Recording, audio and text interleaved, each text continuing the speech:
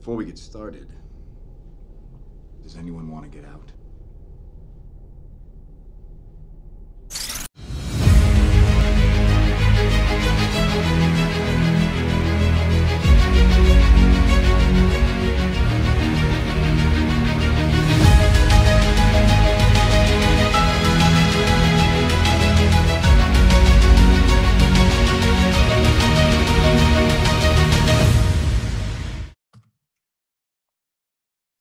Hello, everyone, and welcome to the very first episode of the Avatar Rewatch.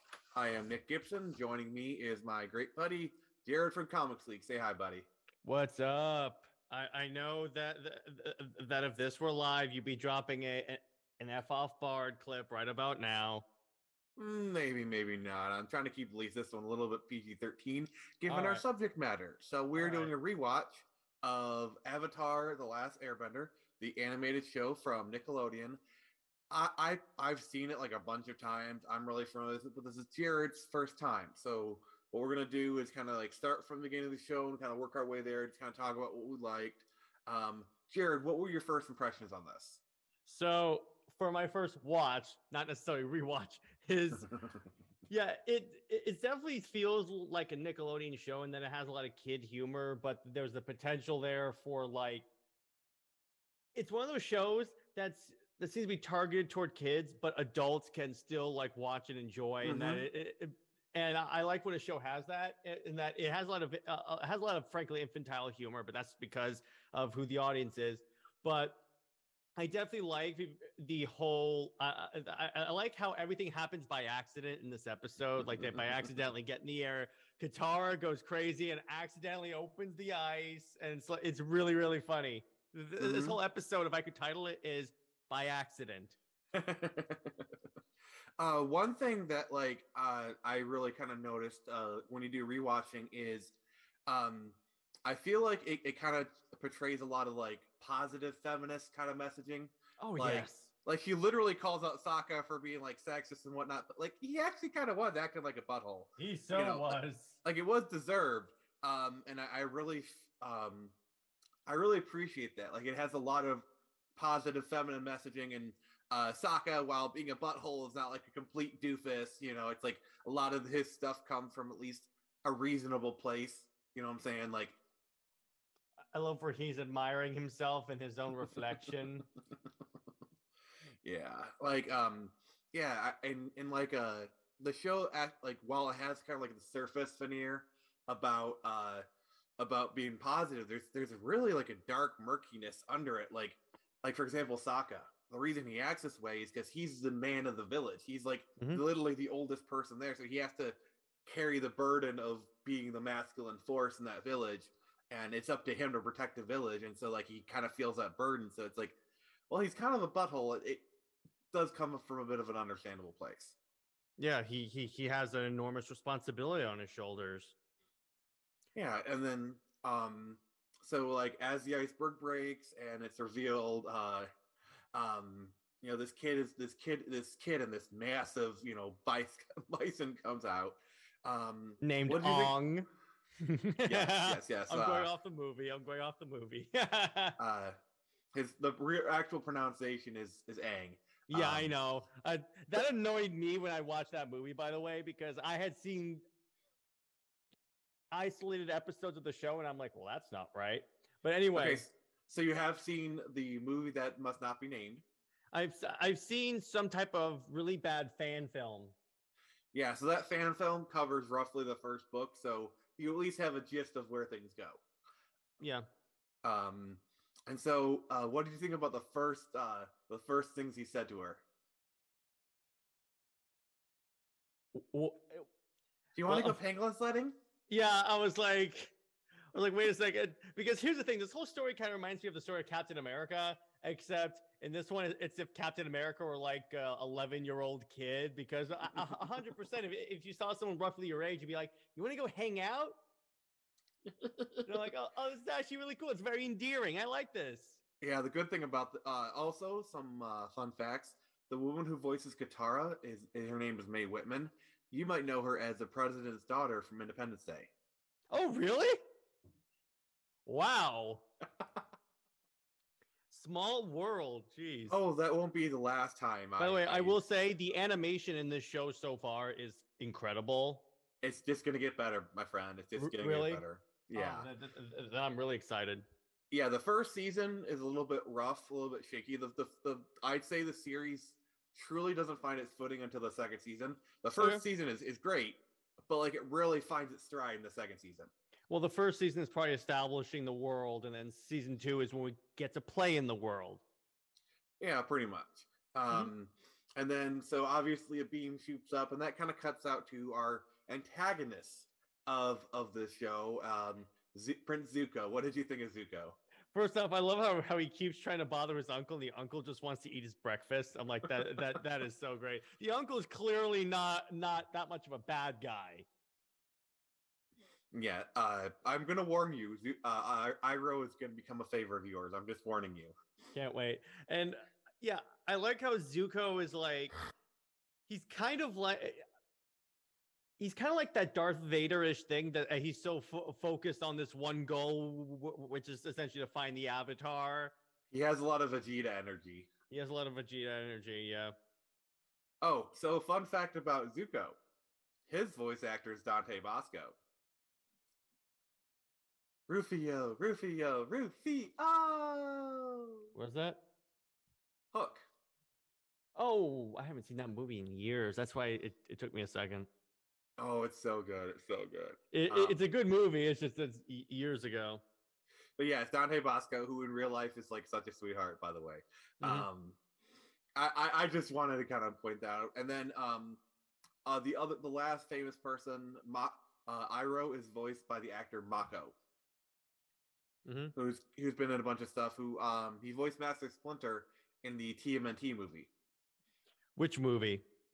Also, he is the voice of Aku in Samurai Jack.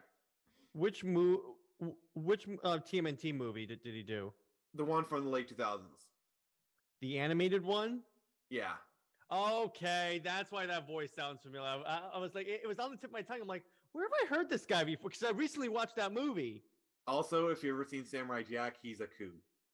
Really? I haven't watched that show in so many years. Jeez, there's so much animation I got to get caught up on. Also, pay attention to Zuko's room. There's a mask in the room that looks vaguely like Aku, you know? Like maybe it's a reference. Probably is a reference, you know? Could be. Yeah. Okay. So Zuko is dedicated and whatnot. Yeah. So like he wakes up in the village, and what did you kind of think of like the kind of subtle storytelling about like the men going off to war and the thinking, and what do you think about like the 100 Years War and whatnot? Like, what do you think about like the subtle aspects? First, I kind of want to say my favorite part of this episode was when you see Sokka. He's like training all them. He's like training people. I know exactly what you're talking about. We're men. We are men. We're going to defend this village. It's a bunch of 2-year-olds, and they're like, "Can I go pee?" It's like, it's so good. I love that part. But yeah, it's very interesting when you look at it because of the society. It's kind of like ancient Spartans, how the men went off to war while everyone else stayed behind and like maintained things. So when they did return eventually, that they'd be able to like moderately reintegrate into society. Yeah. It kind of reminds me of World War II movies, kind of like the men go out for the duration of the war. There's no like deployment rotations or anything like that. You go until the war is over. That's how it used to be anyway. Also, did you kind of like pick up on the fact that like each nation is actually kind of based off of kind of more of our real life nations and whatnot? Like the Water Tribe is like Inuit with like kind of Pacific Islander a little bit. Yeah. And then Fire Nation is like Imperial Japan, and then the Air Nation is like Buddhist monks and whatnot, you know. Or the Jedi, essentially, yeah. Yeah, kind of, yeah. But like, and then going on forward, you know, we'll see more of the Earth Kingdom in season 1. They're more based off like China and whatnot. Yeah, it adds a kind of a really unique kind of texture to the world because like it has like very distinctive cultures and it helps identify things a lot. So as we're kind of going forward, I mean the episode is only really a half an hour each. There's not really too much to cover. It was so fast. It's paced well. It's not like too fast, so you don't know what's going on. It's paced enough that it feels like a 20-minute show, but they put so much in there. Yeah, and this show kind of has like a two-part pilot structure where they don't leave the South Pole until the end of the second episode. So like there's kind of some stuff that's going to happen. Like what did you think of kind of ping pong in some places? What was your favorite character so far? Oh, definitely Aang. He shows up and he just goes, "Penguin!" He just runs off. I'm like, oh, that's hilarious. I could definitely see you doing a Aang cosplay. And I love where he gets on Appa and he's like, okay, we're gonna fly now. Appa jumps and just falls right into the water. Don't worry, he's just tired. It's like you're trying to impress a girl and you're not really doing it as well. It's like it's okay. I just got a hand cramp. To quote Tony Stark, it happens in 1 in 5 men. But I had to. But oh my god, yeah, I love that. I love that. Okay, quick divergent. Yeah, I love that Avenger scene. It's like pink, pink, pink. It just like it works. Well, it happens to 1 out of 5 men, so it happens to all of us. That was so perfect. And my other favorite character is Zuko, honestly. Yeah. Going forward, the show actually is kind of like a dual protagonist show where it's like Zuko and Aang are like dual protagonists. I mean, you can kind of feel like they're setting that up. Yeah, but Zuko is definitely the antagonist of this season. I'm trying not to spoil too much, but like, yeah. It's a great show. So overall, yep. And then, so this will be released on Monday. We'll be doing this every Monday. And yeah, so next week we'll be doing episode 2 of season 1. And, things will kind of be going forward with that. And then I'm really excited to have you watch how things unfold in episode 1. There's a couple of episodes that I'm actually really excited for you to see, certain things I think you'd enjoy. But yeah, overall, what's your kind of feelings of this? Like, are you excited to watch the rest of it?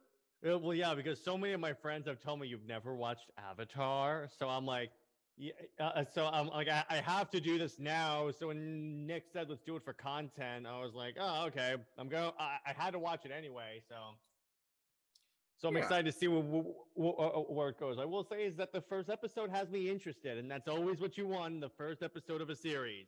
Yeah, and then so we're going to do season 1, and that's going to be like our pilot of this kind of thing. If things go well, the process is good. If Jared is begging me to continue doing this, we'll go forward. But we're just wanted to commit to season 1 for now. We didn't want to buy more with you, but like. Yeah, so that's episode 1, and this has been Nick Gibson from the Things Press. Remember, I can only show you the door. You're the ones to walk through it.